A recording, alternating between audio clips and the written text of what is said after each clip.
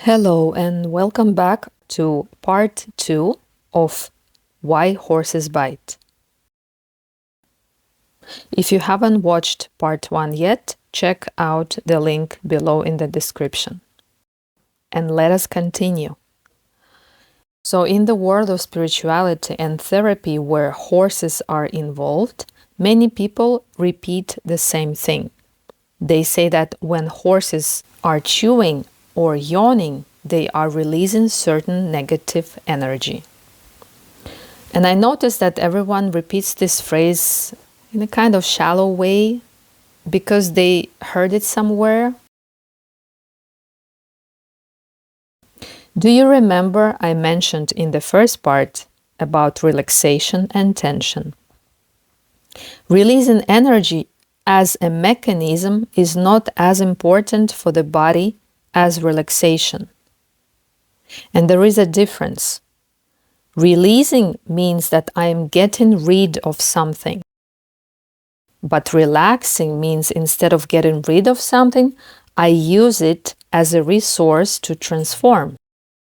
True meaning of evolution in any species is when a conflict is resolved into peace, when tension becomes rest, when something closed opens up for further learning.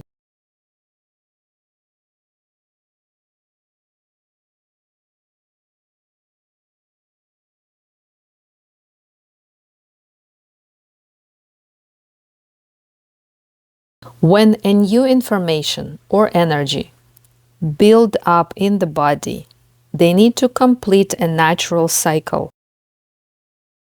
But if we judge that horse releases something, then it means that new information entered the body and is eliminated.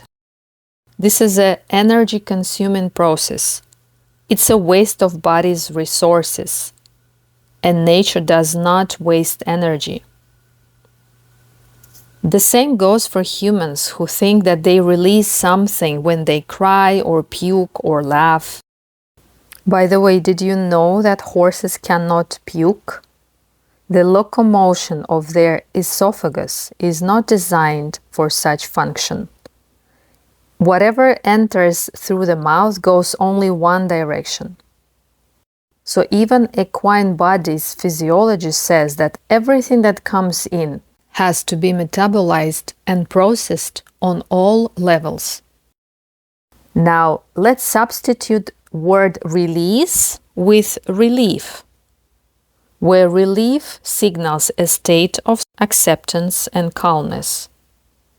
When a horse is facing a challenge in training or relationship with human, and it finds a relaxation and relief, it's a sign that the process of learning has gone through total cycle of facing new, processing, learning.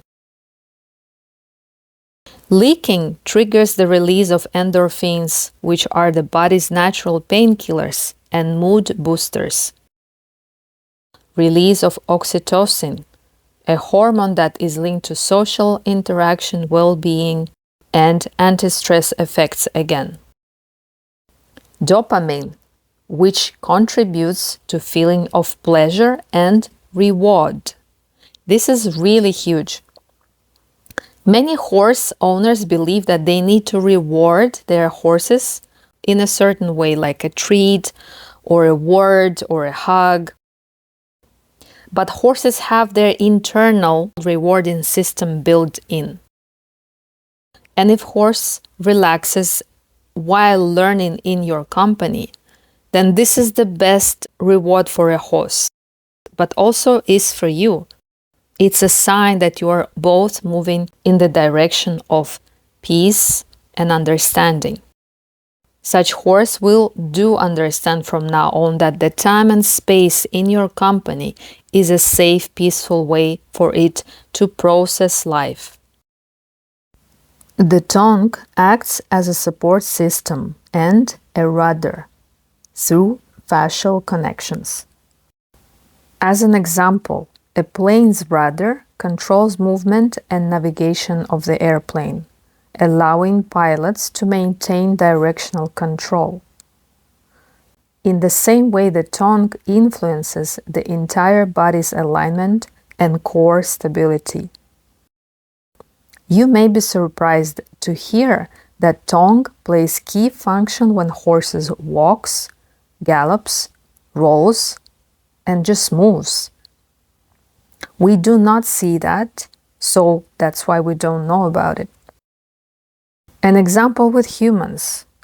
When you are running, working, doing some physical activity, your jaw and tongue are involved as well, especially in emotional state.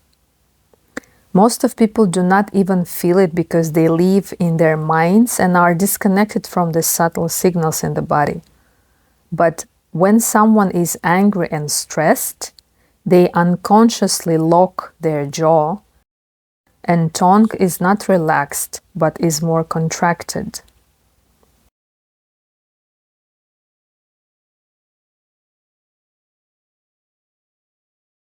And it's also moving with the thinking process, as if it's talking. Incorrect tongue posture in horses can lead to poor head and spinal alignment. Also, horses roll their eyes while yawning and extending, stretching out the tongue. For me, it's a sign of the most satisfying completion of relaxation and learning in a horse. All the organs and parts of the body are involved in these movements and are interconnected. Each becomes a link in this general chain reaction. And one of them that is really special as well is hearing. In this video, I'm not going into depth of inner structure, though it is my most favorite part of anatomy in humans and animals. I'm elaborating this knowledge fully in my equine resonance program for those who actually would like to transform horse-human relationship through energetic communication and body wisdom.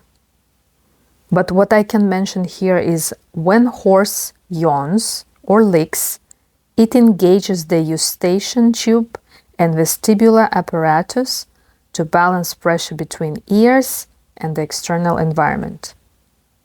Like when you are in airplane and it takes off, you need to chew or yawn in order to release blockage in your ears, right?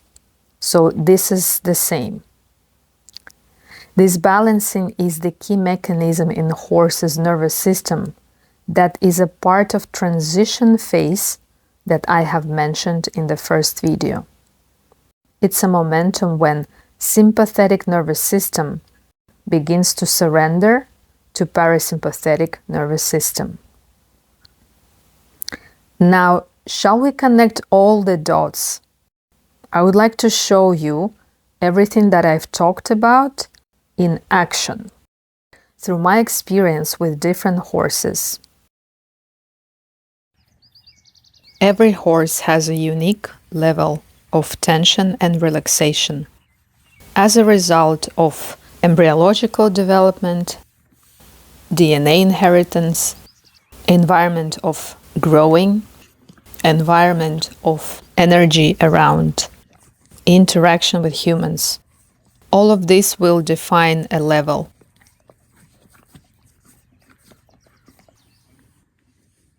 This horse here is nipping on my pants.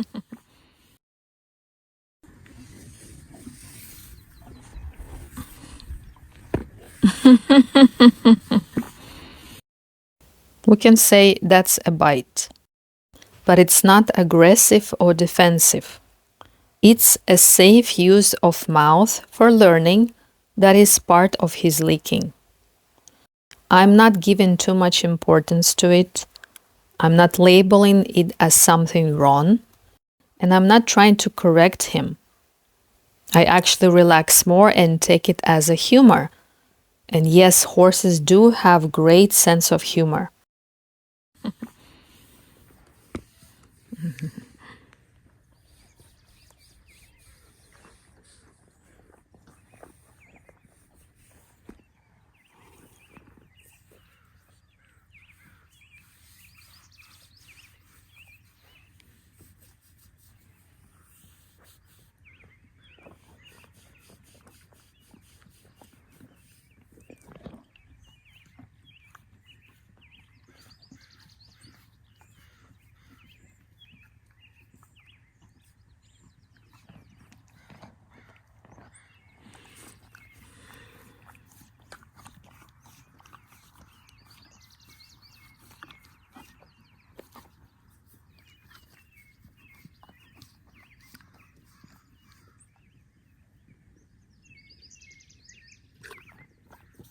His unique challenge to work on is to build trust within a herd of horses, to become part of the herd. Due to some changes in his life, where he was relocated few times, and his group of horses changed as well, created a state of confusion and inertia. He had a group of mares, and now these mares are in other groups. So he decided to step back and to stay away from horses in general.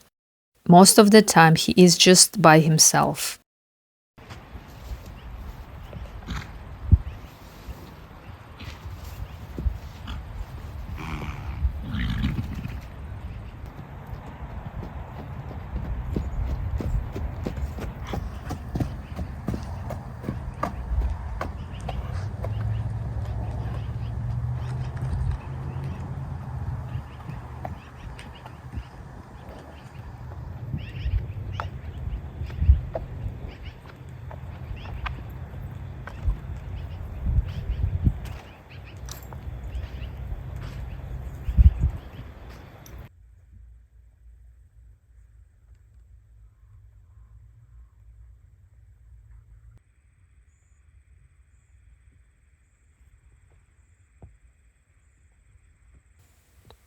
At the same time, he cannot be completely by himself. He is still part of this huge herd of 50 horses where he lives. However, he doesn't accept them fully, and they do not accept him fully as well. What can we do about it? The normal human reaction would be to feel bad for him, to pity him, in other words, react emotionally, and then interfere in his process, maybe by trying to put him with different horses, manipulate the process of eating hay together with others. I do not do any of that. Emotions will limit possibilities for myself and this horse. I also do not try to change anything. Instead, I practice my energy work in his presence and let this process develop and unfold naturally. The result may not be what I want or expect, but it's not about me. Here, another horse feels the energy of what's happening, the process of relaxation and building trust, and join us to share this moment and help Vince to relax and bond.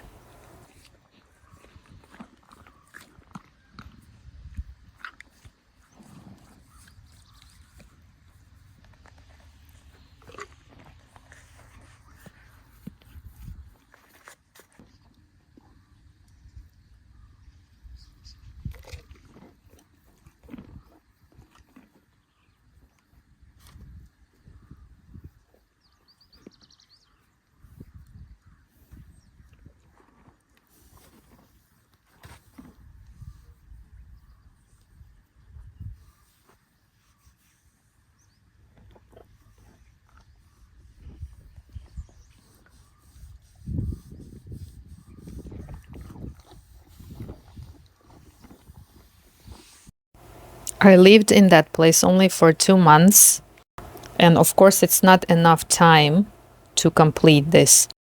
But I'm sure, and I wish, that whatever we planted in those little sessions is continuing growing and unfolding for him, where he can find his place in the herd. This is another horse from the same place, BC Horse Angel Rescue. His name is Hat, an amazing gelding who has great relationship with all horses and with humans. But once he was adopted, where his new owner tried to train him, most probably in the way of control and pressure, he resisted and did not obey. She ended up contacting the rescue, complaining that she couldn't catch him and he was aggressive and maybe he should be put down. Now let's look at how Hat chooses to engage with humans on his own when he feels the energy of trust and curiosity to learn.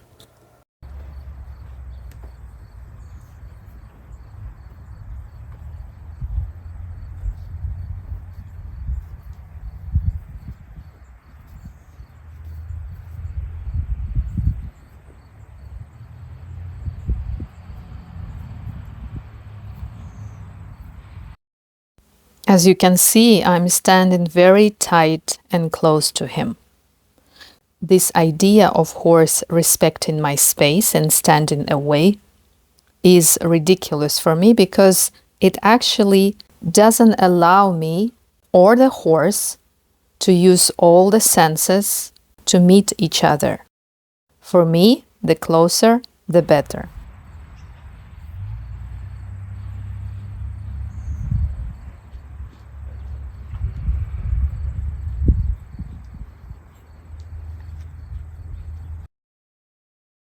And here I have to highlight that I'm not kissing the horse.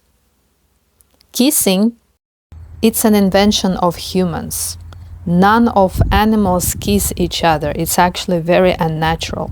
But what I do is I sniff him. I'm smelling him. I'm using his own language. And of course, he smells amazing.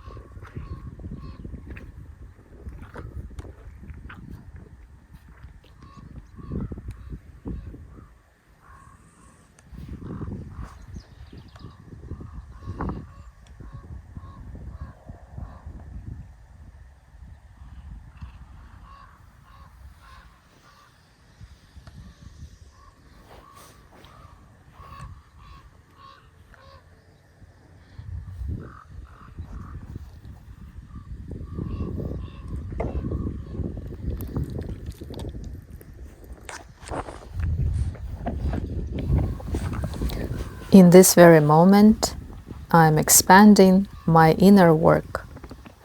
I activate my energy body to the maximum and allow it to do the communication with the horse. I don't touch Hat. I don't talk to him.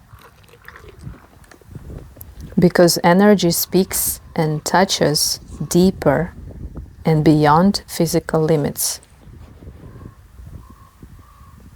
And I don't have to give him my hands to lick all the time. This is where the present itself leads our experience.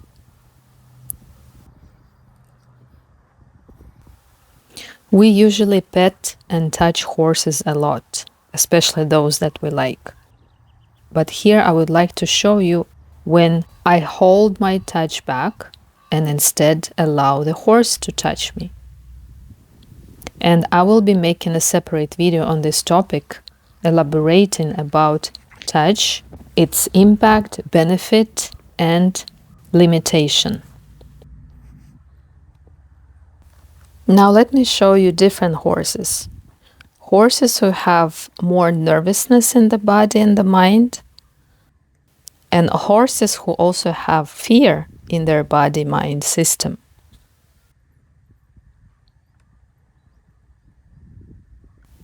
This is Edwin, and he is in general kind and gentle horse. And even from this video you can tell that he is also engaging with me. He's curious, he's not scared. However, his energy is totally different from Hat. I cannot transmit it through the video, but this is what I feel. He can be pushy. He can be intense. But he's not trying to push me. This lives within his system. He definitely senses something through me, but he's a bit confused and not able to engage in the cycle and complete it fully yet.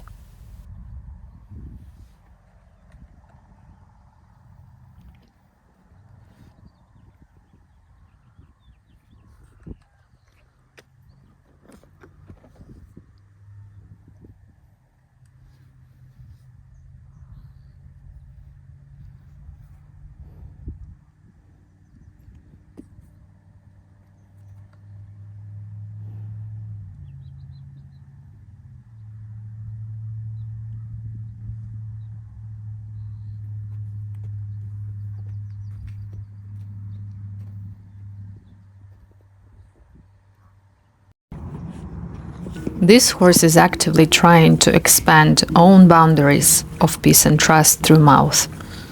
He is on the edge between tension and relaxation.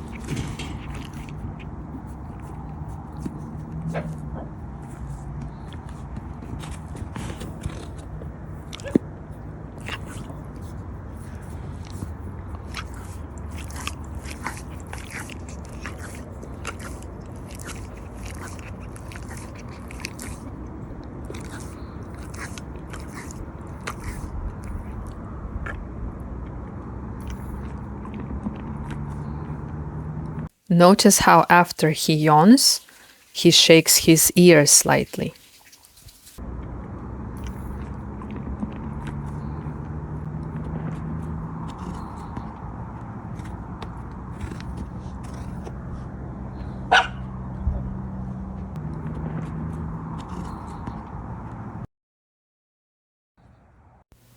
This is John, a senior gelding. He in general is very sensitive and not really comfortable with human contact or touch. So here I'm showing you an example how such horses who are timid can be invited into relaxation, but not directly, but through other horses.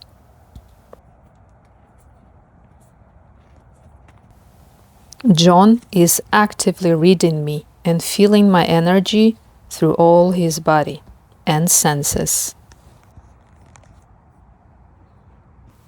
He is also able to scan the whole environment, including other horses and my interaction with them. And this creates an invitation for him.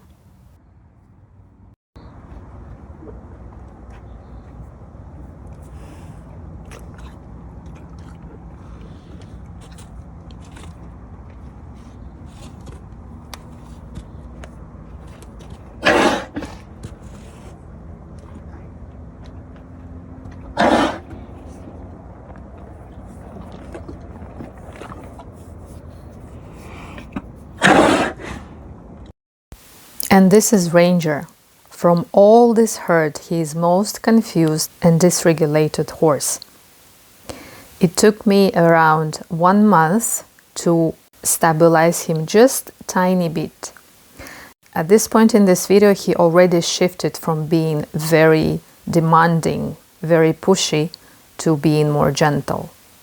And as he is standing next to John, he is working with the energy that he is perceiving through me.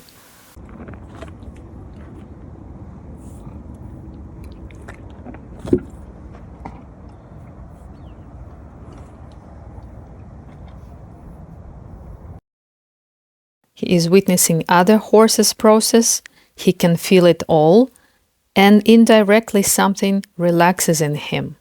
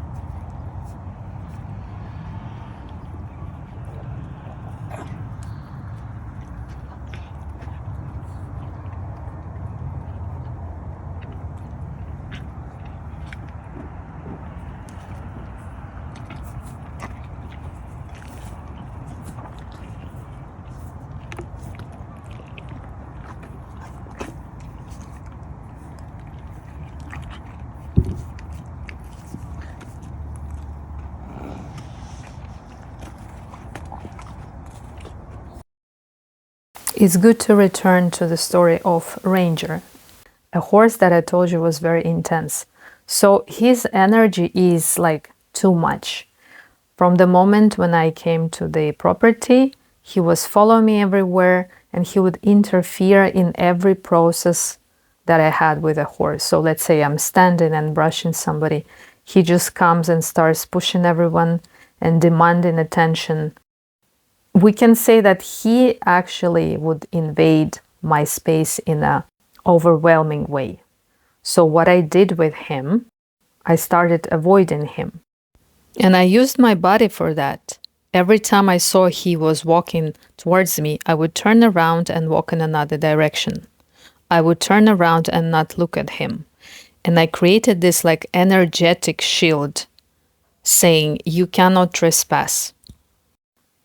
And on distance, I was communicating that if he wants to engage with me, he has to approach me already a little bit regulated and opened. Because in this state, when he was invading me and my body, he was very closed off. There was no room for any energy of trust and peace.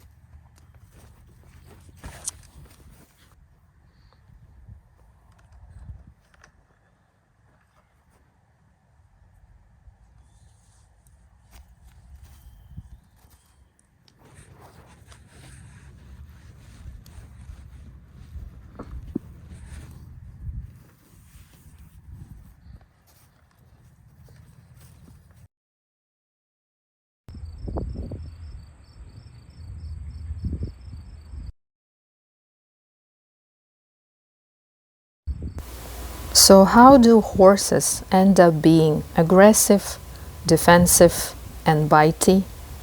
None of them are born this way. These two are friends. She's a wild rescue, and he's still a baby, and in his age, human contact for him is something totally new, especially that his mother is scared of humans. So of course he will explore humans in a very careful way. And how we engage with such horses who are on the wild side will define their future trust or fear of humans.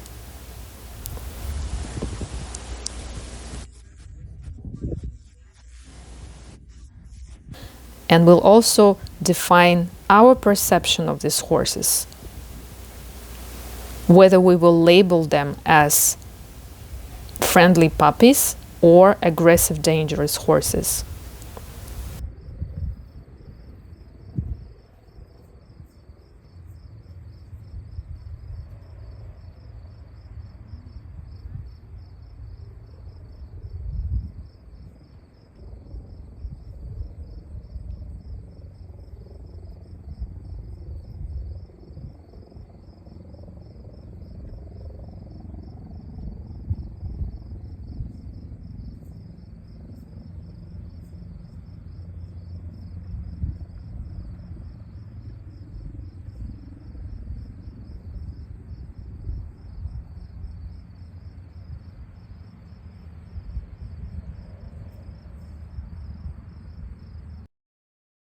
Did it. See? Doesn't hurt. Doesn't hurt. Okay, good. Hi. No.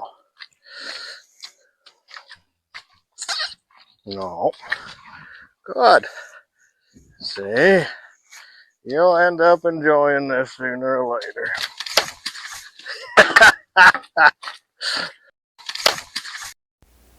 Would you believe if I told you that many people are like that? Not many, though, exhibit such behavior because they don't have the courage. And many of those who don't have animals, they use such attitude to their children. Control, submission, subordination, respect. And many people get pleasure from dominating animals.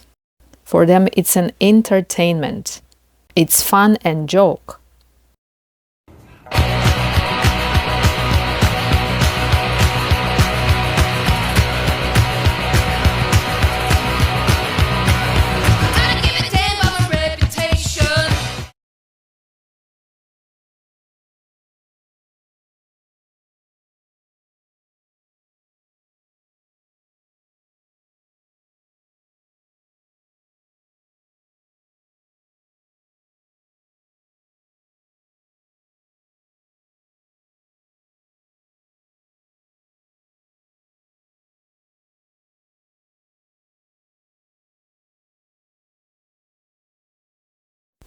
And of course, there were other kind of comments. People, men and women, who said that this is very wrong and actually teaching a horse to bite. They recognized this is a very violent approach. Now, I want to ask you, what do you feel when you see humans violating horses like that? Do you feel angry and you want to talk to these people and say how wrong they are? Maybe you want to fight them. Like there is this teeming desire for justice. If yes, then I must say, then you would only spread the violence more. Being angry at angry people does not solve anything. In my life, in my reality, in my perception, there are no evil people. But there are humans addicted to drama, addicted to fear. They hold on to it as if it's light of life. Humans who are disconnected from own body, they live inside an exhausted and numb body. They don't have energy at all. And when somebody is drained, he becomes like a vampire, trying to get energy from others. These people are lost, they are not bad. Politicians, criminals, or even your own relatives, whoever you would blame and judge as bad people. But also, if you are sitting and judging, then it means you are part of this whole scenario. You are adding oil to the fire. Judgment here is the most powerful program that runs our unconscious mind and the whole society. We judge animals, we judge the planet, we judge each other. And the main point, we are judging ourselves. And we believe that what we see superficially is the ultimate judgment.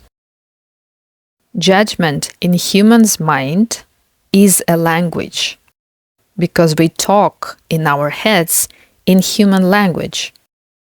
There are labels like wrong, bad, good, or right. So picture this. If every human on the planet will stop this mental chatter, slows down, sits down, feels own body, feels own hands, feet, heartbeat, and just begins to pay attention to this silence, peace, and safety inside own self, then every human will discover a completely different world. A world where we do not need to correct, a world where we need to listen. And then if we meet a horse who, due to some history, does not trust human much, and we are present next to this horse in this very empty, calm, grounded state, then we can discover something very surprising. This horse is not what we thought she is. She can exhibit totally new behavior.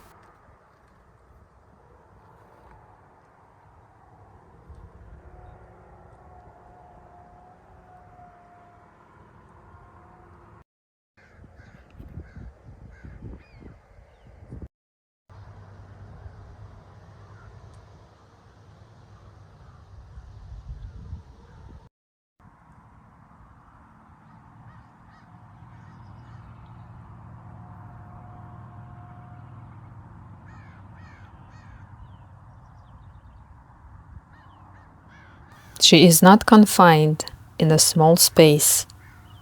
She has a huge land. And I didn't invite her. I didn't ask her to follow me. I didn't ask anything of her.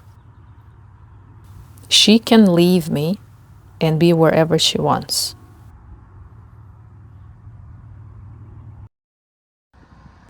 This is not a horsemanship. This is not a horse training. And I am not a cowgirl. This is purely my own self-practice. I have spent years of cultivating internal abilities, remembering non-human language, but language of nature. Excavating memories of potential and resources through my body. I have developed something called energy hands, and I am in control and awareness of my body and mind. This is why horses engage with me in this way. And my goal is not to do something with them, but to do something with myself in their presence. Thank you so much for being here and watching all the way to this moment.